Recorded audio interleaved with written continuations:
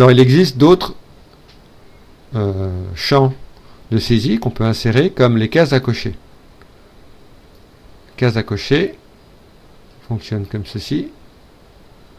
Donc, là, on a directement dans la boîte de dialogue propriété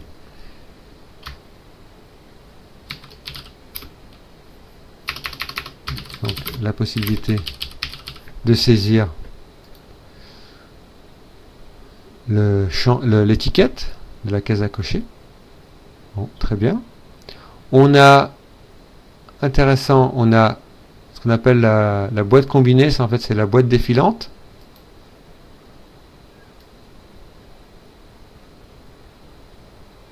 On va faire comme ça par exemple. Alors, il faut qu'on lui mette une étiquette d'abord. Donc on va lui mettre une étiquette ici,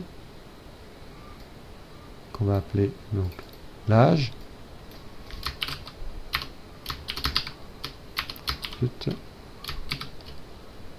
L'âge.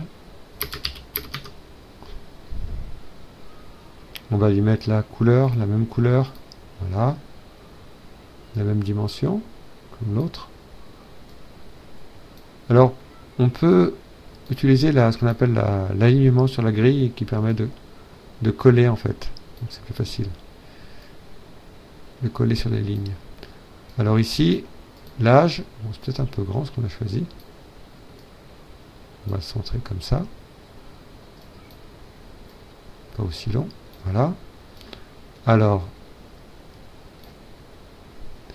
dans cette zone combinée, c'est une liste défilante en fait. Il faut venir ici dans entrée de liste. Donc on va saisir par exemple des âges, des valeurs préétablies. Donc je vais mettre 10.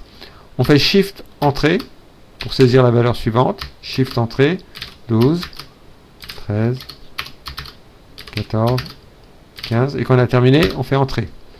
Donc on voit que la syntaxe c'est avec des guillemets et point virgule.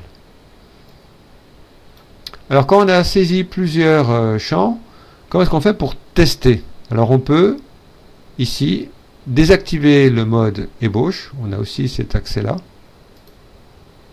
et là on peut tester effectivement notre formulaire. On revient au mode ébauche comme ceci, cette fenêtre là des propriétés des zones revient. Donc on a les boutons radio. Bouton radio en fait c'est par exemple si je vais mettre une étiquette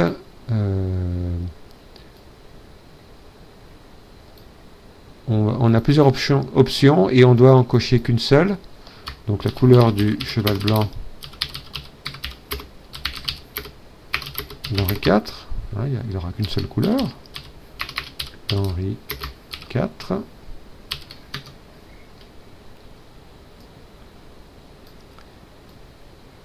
Et je vais mettre des boutons radio ici qui auront des étiquettes.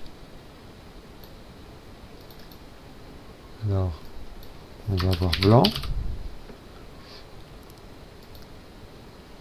et on va indiquer un groupe où les boutons radio vont appartenir tous à celui-ci. Alors on va avoir blanc comme couleur, noir, marron par exemple, et tous ces boutons radio appartiendront à un groupe que je vais appeler Henri IV. On va saisir comme ça. Et l'effet c'est que si je coche sur un bouton, ça va décocher l'autre bouton qui était précédemment saisi. Donc je vais rajouter un autre bouton radio. Donc pour dire alors noir, nom du groupe, j'ai écrit Henri IV. Trait majuscule. Je vais mettre marron. Marron.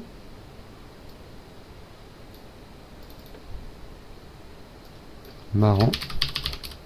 Toujours le groupe Henri IV. Alors comment ça fonctionne maintenant? Je vais le tester. Donc je sors du mode ébauche. Donc quand je saisis noir, ok, noir est saisi. Si je saisis blanc, le noir va être dessaisi. Si je coche sur marron, le blanc va être dessaisi. C'est parce qu'en fait, ces 3 boutons radio, je les ai mis dans un même groupe qui s'appelle Henri IV, et il n'y a qu'une seule coche qui peut être activée à un instant donné. Donc dans le prochain cours, nous allons voir comment exporter ceci en un formulaire.